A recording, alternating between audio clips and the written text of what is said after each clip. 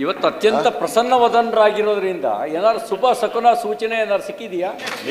ನೀವು ಸೂಕ್ತ ಕಾಲ ಅಂತೆಲ್ಲ ಹೇಳಿದ್ರಿ.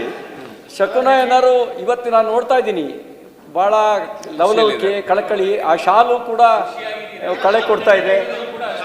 ನೋಡಿದಾಗ ಯಾವುದಾದ್ರು ಶುಭ ಸೂಚನೆ ಶುಭ ಶಕುನ ಏನಾದ್ರು ಆಗಿದೆಯಾ? ನಮಗೂ ಅಂತ ಆನಂದ ಹಂಚ್ಕೊಳ್ಳಿ ಅಂತ ಹಾಕ್ಸಿದ್ದಾರೆ. ನಿನ್ನೆ ಎಲ್ಲ ಡಿನ್ನರ್ ಪಾರ್ಟಿ ಕೊಟ್ಟಿದ್ದೀರಿ, ಏನೋ ಶುಭ ಶಕುನ ಇದೆ ಅನ್ನಂಗೆ ಕಾಣುತ್ತೆ. ಯಾಕೆಂದ್ರೆ ನಿನ್ನೆ ಎಲ್ಲರಿಗೂ ಊಟಕ್ಕೆ ಹಾಕಿದ್ದೀರಾ, ಬೇರೆ ನಮಗೂ ಕರೆದಿರ್ಬೋದಾಯ್ತು.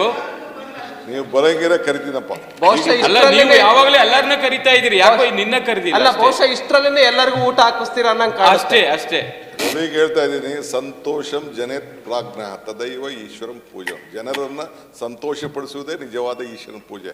ಅದಕ್ಕೆ ನಿಮ್ಗೆ ಸಂತೋಷ ಪಡಿಸಿದ್ರೆ ನಾನು ಸಂತೋಷ ಪಟ್ಟಂಗೆ ಆ ಪ್ರಯತ್ನದಲ್ಲಿ ನಾನು.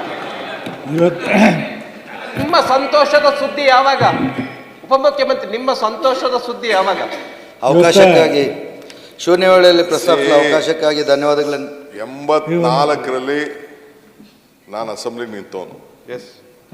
ಆವತ್ತಿಂದ ಹಿಂಗ್ ಹೋಗ್ತಾ ಇದ್ದೀನಿ. ಅದಕ್ಕೆ ಈಗ ನೀವು ಯಾವ ಗೋಲಂಡೆ ಇಟ್ಕೊಂಡು ಹಿಂಗ್ ಹೋಗ್ತಾ ಇದ್ದೀರಲ್ಲ, ಯಾವತ್ತು ಅಂತ ಅದು ನಿಮ್ ಸಹಕಾರ ಒಂದು ಇರ್ಲಿ, ನಿಮ್ಮ ವಿಶ್ವಾಸ ಇರ್ಲಿ. ಅಲ್ಲ, ನಮ್ ಸಹಕಾರ ಅಲ್ಲ, ನಿಮ್ಮಲ್ಲಿ ಸಹಕಾರ. ನಿಮ್ ಕಾಟದಿಂದನೇ ನಾನು ಹಿಂಗ್ ಕೆಳಗೆ ಕುಪ್ಸೋ ಬಂದಿದ್ದು. ನಾನು ಇವತ್ತು ಉಪಮುಖ್ಯಮಂತ್ರಿಗಳೇ ತಿಹಾರ್ ಜೈಲ್ಗೆಲ್ಲ ಕಳಿಸ್ಬಿಟ್ಟು ಕೇಳ್ತಾ ಇದ್ದಾರೆ. ಕೊಡಪ್ಪ, ನಾ ಮಾಡಿದ್.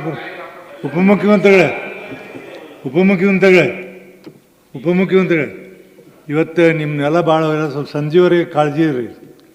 ಸಂಜೆವರೆಗೆ ಭಾಳ ಹುಷಾರಾಗಿರಿ ಅಂದೆ.